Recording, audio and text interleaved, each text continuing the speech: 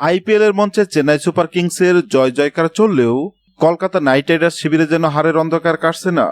চেন্নাইয়ের কাছে পরাজয়ের পর কেকেআরের বর্তমান অবস্থা এবং মুস্তাফিজুর রহমানকে নিয়ে মহেন্দ্র সিং ধোনির একটি মন্তব্য সামাজিক যোগাযোগ মাধ্যমে বেশ আলোচনা জন্ম দিয়েছে। ম্যাচ পরবর্তী আলোচনায় ধোনি জানান, মুস্তাফিজুর রহমানের প্রতি তাদের আগ্রহ সবসময় ছিল। তিনি বলেন, নিলামের সময় আমরা মুস্তাফিজকে দলে নেওয়ার জন্য কলকাতার সাথে লড়াই করেছিলাম, কিন্তু আমাদের বাজেট সীমাবদ্ধ থাকায় শেষ পর্যন্ত তাকে নিতে পারেনি। কলকাতা তাকে দলে নিলেও দেশের রাজনৈতিক পরিস্থিতি বা নানা জটিলতায় তাকে ছেড়ে দেয়। আমার মনে হয় এটা কলকাতার জন্য একটা বড় ভুল সিদ্ধান্ত ছিল। মুস্তাফিজের বর্তমান ফর্ম এবং কার্যকারিতা মাথায় রেখে ধোনি আরো ইঙ্গিত দেন যে 2027 আইপিএল নিলামে তারা মুস্তাফিজকে দলে নিতে সর্বোচ্চ চেষ্টা করবেন। ধোনির মতে মুস্তাফিজের মতো অভিজ্ঞ বোলার যে কোনো দলের বোলিং লাইন আপকে শক্তিশালী করতে পারে। এদিকে অজিঙ্ক্য রাহানের নেতৃত্বাধীন কলকাতা নাইট রাইডার্স এবার আসরে যেন খেয়ে হারিয়ে ফেলেছে। চেন্নাইয়ের কাছে হেরে আরো একবার হারের স্বাদ নিতে হলো তাদের।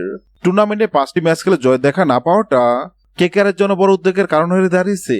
হ্যাঁ দর্শক, যদি ভিডিওটি ভালো লাগে লাইক দিবেন এবং সাবস্ক্রাইব আমাদের চ্যানেলের সঙ্গে থাকবেন। ভিডিওটি দেখার জন্য আপনাকে অসংখ্য ধন্যবাদ।